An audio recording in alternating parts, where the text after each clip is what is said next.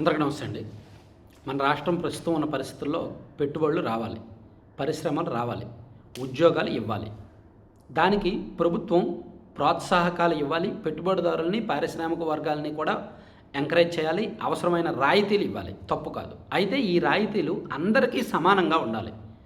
మన అనుకునేవాడికి ఎక్కువ రాయితీ ఇచ్చి, ఎవడో బయటోడొస్తే తక్కువ రాయితీలు ఇచ్చి, మన అనుకునేవాడు మనకి లంచాలు ఇచ్చినవాడు, ఎన్నికల్లో ఖర్చుకు మనకు డబ్బులు ఇచ్చిన వాడికి సబ్సిడీలు ఎక్కువ ఇచ్చి నెత్తిన పెట్టుకొని మిగిలిన వాళ్ళకి తక్కువ సబ్సిడీలు ఇస్తే ఖచ్చితంగా రాజకీయాల్లో అండ్ పరిపాలనలో జవాబుదారీతనం మిస్ అవుద్ది, ట్రాన్స్పరెన్సీ మిస్ అవుద్ది, పారదర్శకత మిస్ అవుద్ది. ప్రస్తుతం కూటమి ప్రభుత్వంలో అది కనిపిస్తోంది. ప్రభుత్వం యొక్క పవర్ అండ్ ప్రభుత్వం యొక్క పరువు ఒక కంపెనీ కాళ్ళ దగ్గర తాకట్టు పెడుతున్నారేమో అనిపిస్తోంది.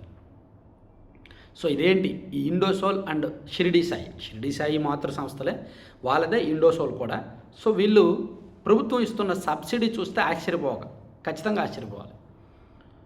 మీకు గుర్తుందా, 2023 అంటే అప్పుడు వైసీపీ గవర్నమెంట్ ఉన్నప్పుడు 2023 మార్చి నెలలో ఇండోసోల్ అనేది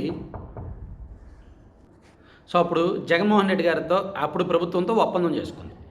రామాయపట్నం, ఇప్పుడు నెల్లూరు జిల్లా ఉన్న కందుకూరు నియోజకవర్గ పరిధిలో ఉన్న రామాయపట్నంలో 8,348 ఎకరాల్లో 69,000 కోట్ల పెట్టుబడితో సోలార్ ప్యానెళ్ల తయారీకి ఒప్పందం చేసుకున్నారు. 69,000 కోట్ల పెట్టుబడి. అప్పుడు జగన్మోహన్ రెడ్డి గారి ప్రభుత్వం వీళ్ళకి యూనిట్ విద్యుత్ 4 రూపాయలకి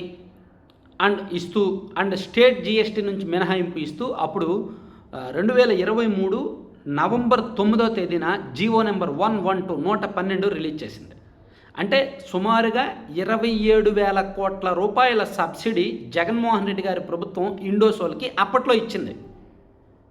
సో అప్పుడే 69,000 కోట్ల పెట్టుబడిలో 27,000 కోట్ల సబ్సిడీ జగన్మోహన్ రెడ్డి గారి గవర్నమెంట్ ఇచ్చింది. కూటమి ప్రభుత్వం అధికారంలోకి వచ్చాక వీళ్ళు ఏం చేశారు, ఇండోసోల్ అంటే షిరిడి సాయి అంటే మనదే కదా, ఎన్నికలకు ముందు 2024 జనవరి 11వ తేదీన 40 కోట్ల రూపాయలు మన పార్టీకి ఇచ్చారు కదా ఎలక్షన్ ఫండు. సో ఇంటర్నల్గా ఇంకా చాలా ఇచ్చారు కదా, కాబట్టి వీళ్ళకి ఎందుకు మనం ఎందుకు తక్కువ చేయడం అని చెప్పి వీళ్ళు కూడా సబ్సిడీలు పెంచారు.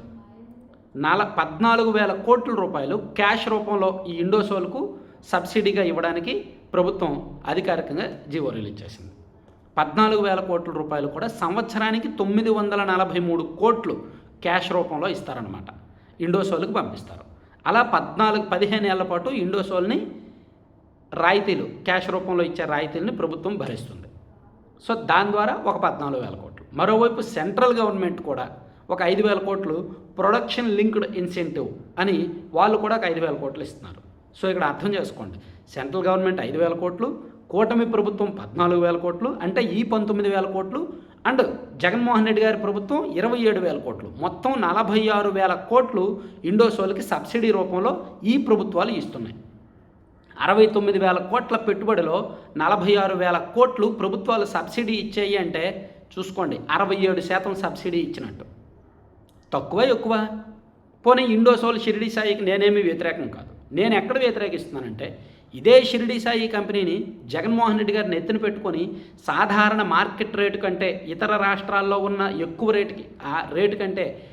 రేటుకి విద్యుత్ కాంట్రాక్ట్లు ఇచ్చారు కదా, ట్రాన్స్ఫార్మర్లు సప్లై ఆ కాంట్రాక్ట్లన్నీ వీళ్ళకే ఇచ్చారు కదా, మార్కెట్తో పోలిస్తే ఎక్కువ రేటుకి ఇచ్చారు కదా. ఈవెన్ కూటమి ప్రభుత్వం అధికారంలోకి వచ్చిన తర్వాత కూడా అదే కొనసాగిస్తున్నారు కదా. ఇతర రాష్ట్రాలతో పోలిస్తే ఎక్కువ రేటుకు వాళ్ళ దగ్గర నుంచి కొంటున్నారు కదా, ట్రాన్స్ఫార్మర్లు ఇవన్నీ కూడా కొంటున్నారు కదా. అంటే ఇక్కడ జాగ్రత్తగా అర్థం చేసుకోండి, ఎంత పెద్ద కుంభకోణం జరుగుతోంది అనేది, 1,000 కోట్ల రూపాయల జనం సొమ్ము ఏ విధంగా తరలుతోంది అనేది. ఒకటి, వాళ్ళు పెరిగి పెద్దవడానికి, వాళ్ళు సంపాదించుకోవడానికి ప్రభుత్వం అదనంగా డబ్బులు ఇస్తోంది కదా, ఎక్కువ రేటుకు వాళ్ళు ప్రొడక్ట్స్ కొంటోంది. అక్కడ ఒకటో తప్పు, అక్కడ ప్రజాధనం దుర్వినియోగం అవుతోంది, అవినీతికి దారి మళ్ళుతోంది, అది ఒకటో తప్పు. రెండోది, వాళ్ళు ప్యానల్స్ పెడతాము, ఇండస్ట్రీ పెడతామంటే ఇతర కంపెనీలు, ఇతర ఇండస్ట్రీస్, ఇతరుల కంటే వీళ్ళకి సబ్సిడీ ఎక్కువ ఇస్తున్నారు. దాదాపుగా 67% సబ్సిడీ ఇస్తున్నారు. ఇది రెండో తప్పు. వాళ్ళ దగ్గర మరి ఇదంతా ఎందుకు చేస్తున్నారు, వాళ్ళకి ఎందుకు అంతగా తాకట్టు పెడుతున్నారు, వాళ్ళకి ఎందుకు అంతగా అమ్ముడుపోతున్నారు, ఇది తప్ప ఒప్ప అనేది మీరే కామెంట్ చేయండి. సో ఇక్కడ జరిగింది మాత్రమే నేను చెప్పాను, ఏమేమి జరిగిందో అది మొత్తం చెప్పాను. గత వైసీపీ గవర్నమెంట్లో ఏం జరిగింది, ఇప్పుడు కూటమి గవర్నమెంట్ వచ్చాక ఏం జరిగింది, వాళ్ళకి ఏ విధమైన సబ్సిడీలు ఇచ్చారు, ఇది అంతటికి కారణం ఏంటంటే ఇల్లీగల్గా వాళ్ళ దగ్గర నుంచి వీళ్ళు లబ్ధి పొందుతున్నారు. సో కార్పొరేట్ డీలింగ్స్, కార్పొరేట్ వ్యవహారాలు, కార్పొరేట్ కుంభకోణాలు, కార్పొరేట్ కరప్షన్ వ్యవహారాలు ఎలా ఉంటాయనేది ఇది ఒక ఉదాహరణ. ఇక్కడ పార్టీలకు సంబంధం లేదు, నాయకులకు సంబంధం లేదు, అందరూ ఒకటే. పెద్ద పెద్ద కంపెనీల దగ్గర ఇలాగే ఉంటారనమాట. Thank you. కంటెంట్ నచ్చితే లైక్ చేయండి, షేర్ చేయండి.